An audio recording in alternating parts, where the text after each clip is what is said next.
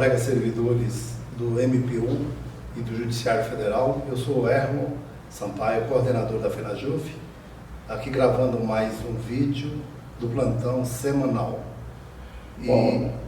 Passa para você, Roniel. Eu sou o Roniel Andrade, também coordenador da FENAJUF, coordenador de comunicação.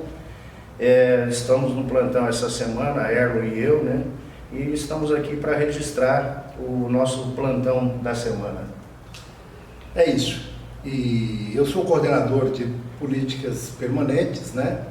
E primeiro saudar a todos os servidores do Poder Judiciário Federal e Ministério Público do país e dizer que nós vivemos num momento de grande turbulência econômica, social e de transformação da sociedade para bem pior.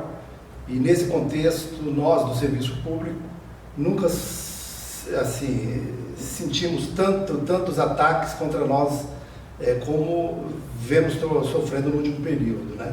E dizer um pouquinho do nosso plantão semanal. Na terça-feira, houve a votação da PEC, da reforma da Previdência, a PEC 06/2019, como acompanharam pela imprensa, né? Ocorreu na CCJ do Senado, onde se apreciou o texto do relator Tasso Gereissati e também foram apreciadas as emendas apresentadas, no total de 77, e todas foram derrotadas pelo governo, exceto a questão da emenda do abono, em que o governo foi derrotado quando se pretendia que pagasse o abono, um salário por ano aos trabalhadores que tivesse o salário até R$ 1.300 e poucos reais. Quando o governo foi derrotado e se prevaleceu a legislação atual, qual seja, de se pagar um abono para os trabalhadores que têm um salário até R$ 1.900 e poucos reais. É isso. E na sequência eu continuo falando e passo para o Roniel. Nós tivemos uma semana bem tumultuada aqui em Brasília, né? Principalmente com relação à questão da reforma da Previdência, que praticamente está trilhando uma reta final já ali dentro do Senado, como sempre o governo tratorando, né? Uma questão de muita perda para os trabalhadores e para a sociedade como um todo. Na terça-feira também nós acompanhamos lá a votação do PL 3723, o chamado Projeto das Armas, né? Que originalmente esse projeto veio do governo, depois o governo viu que ia ser derrotado, ele retirou o projeto para que a Câmara apresentasse um novo, e nós tivemos um trabalho grande algumas semanas atrás aqui em Brasília com relação a isso, na questão dos oficiais de justiça e dos agentes de segurança. Tivemos que fazer um trabalho muito grande lá para conseguir que nós fôssemos contemplados na relatoria do deputado Alexandre Leite. Na terça-feira, para surpresa nossa, nós sofremos um baque ali, quando foi apresentado o PL, sem a inclusão nossa lá dentro, onde a gente tinha retrocedido tudo. Na quarta-feira pela manhã, nós corremos lá para a Câmara para fazer um trabalho, estivemos no gabinete do deputado. Aí, em conversa com a assessoria dele, nos foi informado que foi feito algumas modificações ali por questões ambientais. Houve uma pressão muito grande de entidades ambientalistas como WWF e alguns outros, né, com relação à preocupação com a caça, e aí foram feitas várias modificações, e nessas modificações eles tiveram que dar uma mexida no texto para apresentar a coisa mais enxuta. Mas nos foi garantido que a questão dos agentes de segurança e também dos oficiais que tinham sido contemplado ali está totalmente inserido dentro da proposta do deputado, e que isso vai para votação na próxima terça-feira. Então até a gente já faz um chamado aí para que os colegas, os companheiros nos estados se mobilizem nas suas bases, procurem os deputados nas bases nesse final de semana, pressionem e peçam que eles ajudem a aprovar o PL 3723 na relatoria dele como um todo, do jeito que está vindo. É isso. Como disse o Roniel, ainda falando dessa questão aí do PL 3723 de 2019, que trata da posse e do porte de arma de fogo, realmente foi feito um trabalho junto ao relator, que é o Alexandre Leite, de São Paulo. O Alexandre Leite se comprometeu a apresentar um relatório que contemplasse os agentes de segurança e também os oficiais de justiça, de modo que nós tivemos direito ao porte funcional, qual seja aquele porte que dá direito a portar a arma mesmo fora do trabalho. Isso porque anteriormente havia sido apresentado o relatório da forma que estava, seria um porte institucional, ou seja, aquele porte, pelo menos no caso dos oficiais de justiça, que dependeria de regulamentação do CNJ para que os oficiais tivessem direito ao porte. No caso dos agentes de segurança também era a mesma coisa. A gente estava sujeito à regulamentação do CNJ, mas da forma que ele vem agora para a votação na terça, nos contempla. Ok. Mas voltando à questão que eu falava anteriormente, na noite de terça-feira ainda se votou em plenário do Senado, né? E foi um rolo compressor. O governo conseguiu aprovar a reforma da Previdência e também aprovou da forma que ele queria todas as emendas em detrimento do direito dos trabalhadores de um modo geral. E na quarta-feira se votou alguns destaques remanescentes que não conseguiram ser apreciados na terça-feira e da mesma forma o governo conseguiu derrubar todas as emendas que trazia alguns benefícios para os trabalhadores e trazia algumas garantias para os servidores públicos. E, como eu disse, o governo passou o rolo compressor e aprovou tudo quanto ele queria, da forma que o governo queria. Realmente foi uma derrota para os trabalhadores. Na quarta-feira também, na quarta-noite, né, nós estivemos no jantar de posse do Procurador-Geral da República, o Dr. Augusto Aras. Estivemos eu e o Costa Neto, o coordenador-geral da FENAJUF. Tivemos a oportunidade de fazer uma rápida conversa com ele e com o Dr. Eitel, que é o diretor-geral, né, o secretário-geral, e que nos garantiram portas abertas para a FENAJUF para que façamos uma interlocução com relação aos servidores do Ministério Público. A conversa foi bem proveitosa. Então, mas voltando ao tema da reforma da Previdência, a gente ouviu lá de alguns senadores na quarta-feira, quando houve a sessão do Congresso Nacional, a gente ouve comentários de alguns senadores de que estava havendo um tensionamento com relação à disputa dos royalties do petróleo, né, do pré-sal, de modo que vários senadores, inclusive da base do governo, estariam tensionando em nome dos governadores do estado, e houve uma ameaça, vamos dizer assim, uma ameaça ao governo, ao executivo, de que se não fosse feita a partilha dos royalties de maneira assim justa em relação ao que os governadores queriam, havia possibilidade de não se votar a reforma da Previdência em segundo turno no dia 10, como anteriormente estava previsto.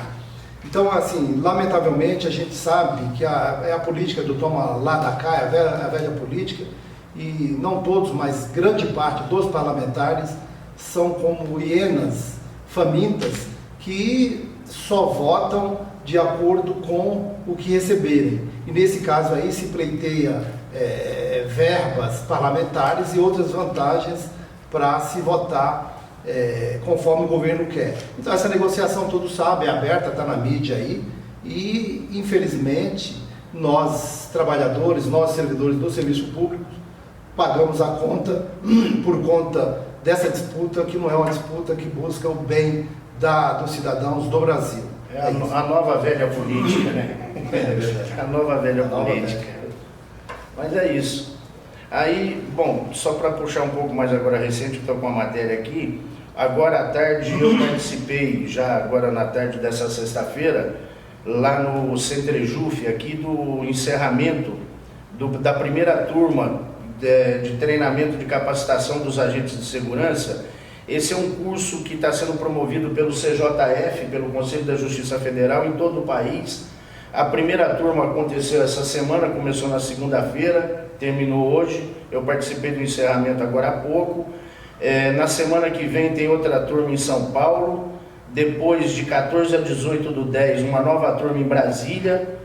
de 21 a 25/10 no Rio de Janeiro, de 4 a 8/11 em Porto Alegre e de 18 a 22/11 em Recife.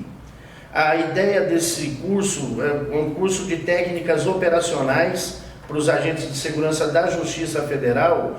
O Conselho da Justiça Federal está visando com isso uma uniformização de procedimentos. É um trabalho que a gente já desenvolve há muito tempo, que a gente pleiteia há muito tempo dentro do Judiciário, que a gente tem uma padronização para que se tenha um modelo único de segurança em todo o país, em todo o Judiciário. E dentro da Justiça Federal isso veio agora numa clareza e numa força muito grande. A gente está muito confiante com tudo isso, né? E nós estamos participando, acompanhando para e passo essa questão lá do CJF. Eu acho que é um grande ganho para todo mundo, para todo o Judiciário, a questão da padronização. Haja vista o que tem acontecido aí, tivemos um caso mais claro agora ontem no próprio TRF lá de São Paulo, que é nosso órgão de origem, né? Meu, do Erlon.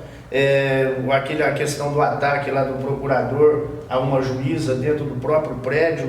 Então a questão da segurança em si, e não só dos magistrados, mas também dos servidores e dos jurisdicionados, é uma coisa que está muito tocante, né?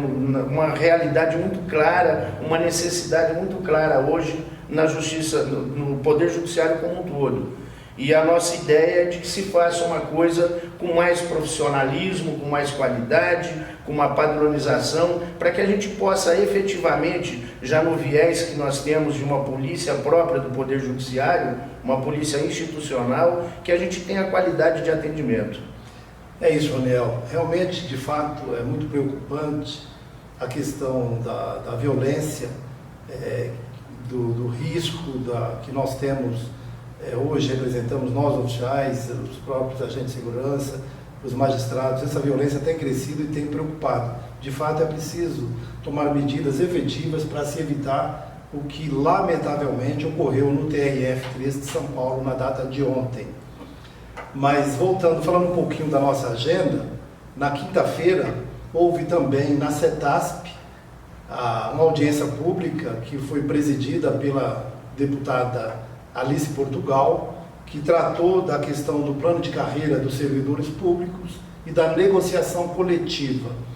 E as falas foram todas no sentido de que há uma entrega do Estado brasileiro, da sua soberania, e que no sentido de que esse governo tem uma agenda para atender exclusivamente o interesse do capital, do mercado financeiro. A prova disso foi a aprovação dessa reforma da Previdência nos termos em que nós já conhecemos. E nessa audiência pública, nós debatemos o direito à negociação coletiva, a questão da liberdade de organização sindical, que vem sendo atacado fortemente por esse governo. A questão, nós desmentimos a narrativa de que o servidor público são privilegiados, diferente do que diz o governo, né? E que quer, na verdade, um Estado quase inexistente, um Estado mínimo, acabando com a prestação do serviço público no nosso país. Então nós discutimos também essas questões do direito de greve e foi muito proveitosa o debate, e outro debate haverá na próxima audiência pública, que vai tratar da questão da frente parlamentar do dia 23 próximo.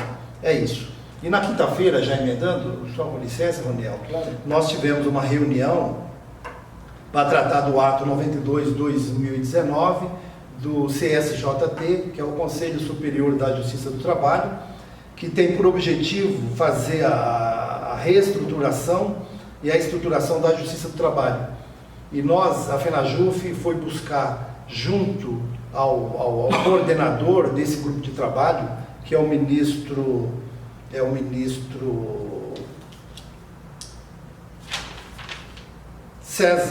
Augusto César, né?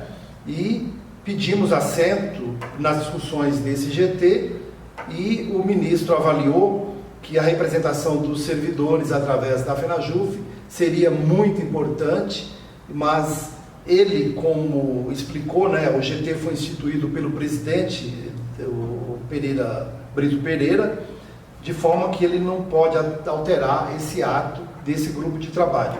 Mas ele se comprometeu a levar o assunto de inclusão da FENAJUF na discussão na próxima reunião, que ocorrerá no dia 8 próximo. Então a FENAJUF lembrou na oportunidade as contribuições que foram feitas durante a discussão da resolução 2019. Estávamos nessa reunião, eu, o Zé Aristéia, a Lucena e o Alexandre Marques, nosso assessor parlamentar. Então é isso. Passo a palavra para o Roniel para fazer mais algumas considerações. Bom, só dizer a todos que a luta é grande, o trabalho é árduo, né? Não para. Aqui em Brasília a gente tem toda semana muita coisa para se fazer. A semana que vem também vai ser muito intensa, né? E a gente está aí pronto para continuar nosso trabalho, pronto para continuar a luta. Desejamos a todos aí um bom fim de semana, fiquem com Deus e até uma próxima. Então, como disse o Roniel, nós estamos diante de uma luta nunca vista antes, né, de muitas dificuldades, de ataque contra o serviço público de um modo geral, e há aí planos do governo, vem aí a reforma tributária, a reforma administrativa, a questão de ataque ao direito sindical e outros ataques contra o servidor, inclusive o PLS 116, que trata da questão da estabilidade do servidor, e outros ataques que vêm sido prometidos pelo governo atual.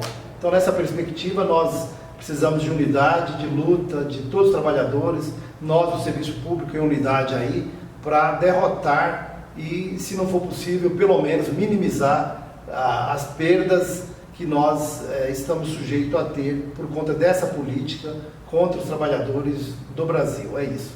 Bom final de semana a todos.